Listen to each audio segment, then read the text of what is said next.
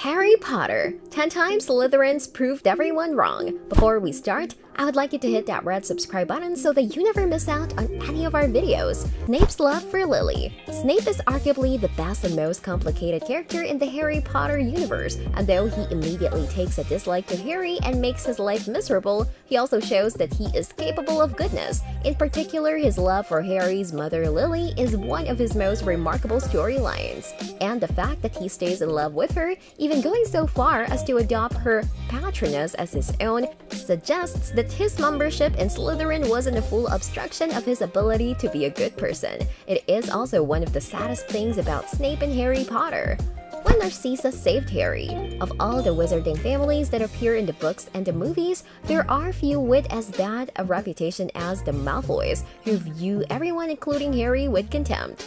However, there are times when they show that they are fully realized and complex characters in their own right, most notably when Narcissa lies to Voldemort about whether or not Harry has been killed. It's an extraordinary moment of humanity, and her actions show why the Malfoys and Slytherins are misunderstood. If nothing else, it shows that Narcissa is a mother first and foremost, and a good one deep down.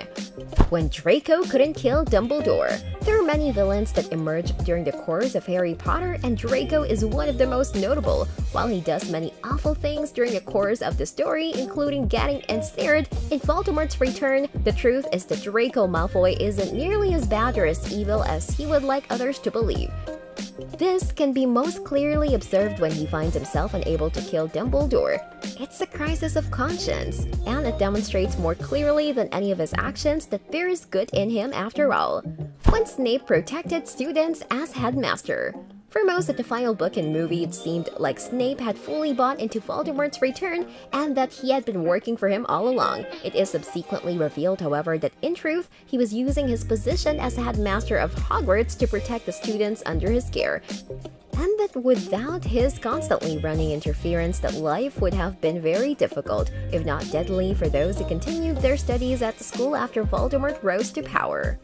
When the Malfoys retreated from the Battle of Hogwarts, Narcissa's lying to Voldemort about whether Harry is dead isn't the only moment where the Malfoys show that there is more to them than meets the eye. Most notably, they decide to retreat from the Battle of Hogwarts rather than fully engage in the battle. It's a profound moment for them, especially since there's every possibility that their master might emerge victoriously, and they would then be punished for their failure. For the Malfoys, however, their family ultimately matters more than simple power and conquest. When Andromeda Tonks married a Muggle and worked with the Order. One of the hallmarks of Slytherin is its contempt for those who are Muggle-born, and many of the proudest and purest families are sorted into that house and adopt this attitude. One notable exception is Andromeda Tonks, who not only married a Muggle but also worked with the Order, as did her daughter Nymphadora Tonks. As with so many of the other exceptional Slytherins, this demonstrates that there are members of Slytherin who are both willing and able to work against the dominant attitude, and that they shouldn't be so easily written off. When Slughorn helped Harry discover the truth about Horcruxes. Jim Broadbent has been in many great movies, but it's arguable that Horace Slughorn is one of his best roles. Though he is vain and glory-seeking, he ultimately shows that he's more than that, and that his membership in Slytherin doesn't make him a bad guy or a straightforward villain. Perhaps most importantly, he plays a vital role in Harry's discovery of the Horcruxes, and it can be argued that without his vital help and his providing Harry one of his most important memories, the secret of Voldemort's power would have remained undiscovered. When Leta Lestrange sacrificed herself. There are many brave Slytherins in Harry Potter, and arguably, Leta Lestrange is one of the most courageous. Even though she was sorted into Slytherin, she didn't allow that to keep her from doing her best to fight against the rise of Grindelwald. But even before this, she had shown that she was willing to work closely with the Ministry of Magic. Most notably, she sacrificed her life to save others. At first glance, this would seem to go against the very ethos of Slytherin, but it shows that its members are capable of sacrifice for those they love. When Regulus Black gave his life trying to destroy the Horcruxes.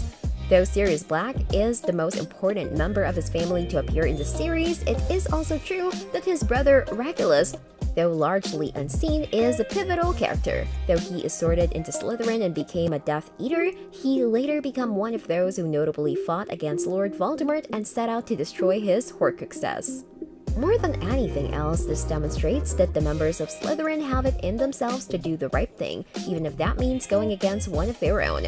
When Merlin was an advocate for Muggle rights, there have been many famous and powerful wizards who have been a member of Slytherin House, but arguably one of the most famous is Merlin, the advisor to King Arthur himself. Though he was sorted into the Hogwarts house, most well known for its antipathy towards Muggles, it is revealed that he was actually an advocate for Muggle rights, suggesting that, as is the case with Gryffindor, Ravenclaw, and Hufflepuff, just because one is sorted into Slytherin doesn't mean that one necessarily has to be a Muggle-hating villain. This brings us to the end of our video. I hope you enjoyed it. Hit like if you did, and don't forget to subscribe to our channel so that you don't miss any of our videos in the future. Also watch the 2 videos that are on your screen because I'm sure you love them. With that, I'll see you in the next video.